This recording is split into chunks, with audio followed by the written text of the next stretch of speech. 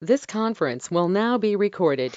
All right, so today is Tuesday, February 26th, and as always, everything that we're going to be talking about today is for educational purposes only, and nothing is intended as any type of investment advice. So coming into this morning, we know that we have a speech coming in at 9:45, if I remember correctly. Let's see, Kim and Trump. Yes, so at 9:45, so unfortunately we can see it kind of coming into the pre-market right now. Things are very, very slow. Not really getting a ton that's going on out there at all, but we certainly have some stuff to look at. So first thing going to be looking at is FTNW. So I really liked it before in the buying coming up towards this three level. We could see moving from $1.50 all the way up to pretty much right underneath four. It was a really great move.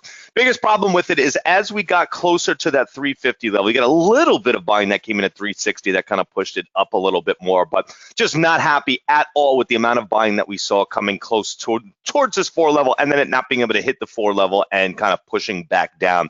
We could see a few bid prints coming in at 350. So unfortunately, I love the volume that we had coming in pushing this thing back up, but unfortunately, just as of right this second, does not have the amount of buying that we would like to see, especially with this much volume going on out there and this much of a movement. It looks like just right under that four kind of died out. So I'm going to keep an eye on it, but based off of the selling coming in, if we don't get some really nice new buying and it hold this consolidation right here, pretty much if it breaks past 310, we're not going to be expecting anything of it. But as of right now, we're still kind of looking pretty decent. It's just a matter of being able to hold in that consolidation and that new buying coming in.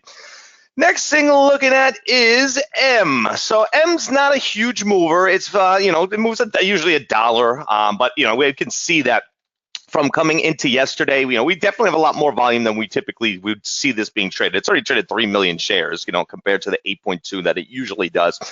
So coming down into 24, we're just going to have to see what it gives us. We had a little bit of selling coming in at that 25 level. We can see it kind of jumped up all over the place. Volume was actually really good for how early it was. So if we look over here, you're talking about 100,000 shares coming in. The volume overall is absolutely phenomenal, but we're just going to, as we're coming back into this downtrend right now, it really is an extended staircase. But at the same time, it's kind of broke down a little bit too far from there. So we're going to be looking for new selling to be able to continue this trend, and we're starting to get it. We can see just coming in just right before underneath that 2450 level, we had some selling, and as we're coming down towards that 24. So it's not the best show of hand at all. I would really like to see a little bit more, but we'll take it. We're going to be able to basically take it from there. But just remember, it's going to be a slower mover, a lot more controlled. It's not going to be one of those stocks that we're going to end up seeing move.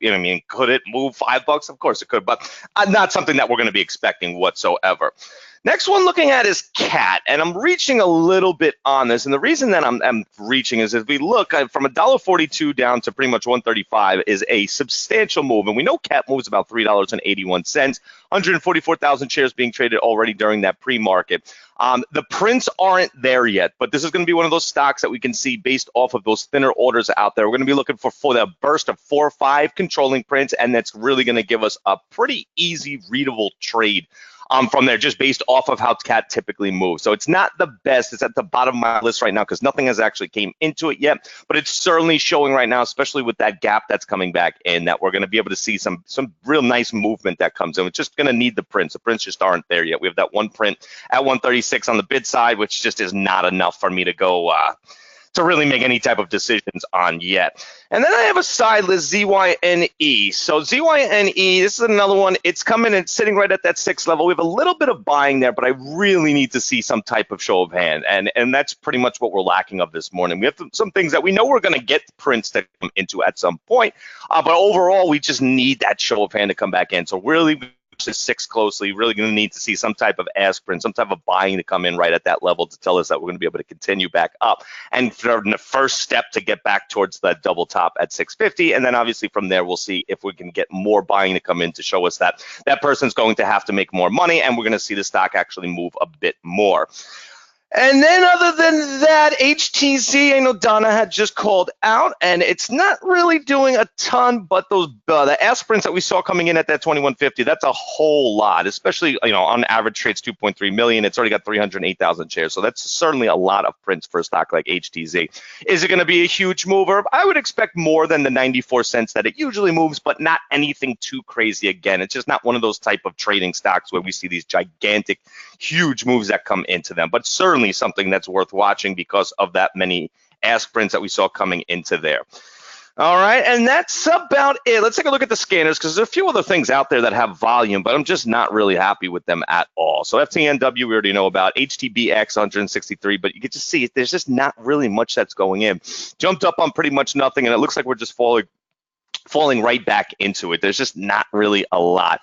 I am going to put it on our side list, but it needs, like I said, it's going to need more buying to come into this level. Never made it to 150, so we don't really have any type of controlling prints. And like I said, the volume's just a little bit sporadic. So that's why it's going on our side list and not for a regular list. Moving along, ZYNE, we have already talked about. THC, no volume. Hertz, we've already talked about. ANFI, 167,000 shares, but unfortunately, there's just absolutely nothing being traded within it. There's just nothing that we could see here. Volume's way too low for such a cheap stock for us to put that one on our list.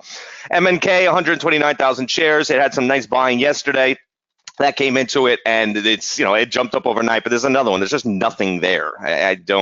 It moves usually $1, and the variables just aren't there for us. Etsy, ETSY. Now, this thing, I don't know if they had earnings yesterday or whatever came in, but it took a really big hit and then ended up coming right back down in. But it's another one where just not really getting any type of real show of hands. The market makers really are not out there yet. So it's got some decent selling around that 64 level, but nothing crazy at all. We are going to put that one on our list, but again, just need a better show of hand out there. And with this speech coming up, this morning, we're probably going to see a lot of those market makers out there kind of sitting on the sidelines until we kind of get a little bit of news. We have CODX, which is doing absolutely nothing, and then BCS, 101,000 shares, doing absolutely nothing either. And then moving over to the loser side, not much going on over there either. So coming to VTGN, 104, biggest loser, and it's doing absolutely nothing. TRXC, 383, but another one, just no real trading going on. SIFs, too cheap. It's on a downtrend. It's got buying up here from yesterday at that 350 level that it ended up falling back down from. So it might be something we want to keep an eye on. And we talked about that yesterday in the closing bell meeting, but there's just nothing there in the pre-market that I'm going to be focusing on coming into the morning. IGC, just garbage, nothing really going on. And then FND, 100,000 shares, not much going on there either. Anything in NIO traded 1 million. Also, NIO is going to, you can see on average, it trades 18 million shares. So, there's just unfortunately not really much there. I bet volume picks up after a speech. I bet it picks up during it, to be completely honest with you, Derek. That's what I'm going to be looking for. I would expect it to during the speech, depending on things being said and how quickly any type of real news comes out, we're going to see some type of reaction out there. And that's certainly something to keep in mind. Just as of right this second, unfortunately, they're not really there yet. So we really have to focus on finding that show of hand. Now, anything else out there that I missed? Anything else out there? Nada. All right. So, like I said, patience. It just seems like there's some type of speech. There's something almost every single day, and it's just slow. Okay, but we're going to get our show of hands. We're going to get moving, especially afterwards. That should be a catalyst for some type of real nice moves that come in. More volume. It doesn't necessarily mean nice moves, but definitely for some volume to come in.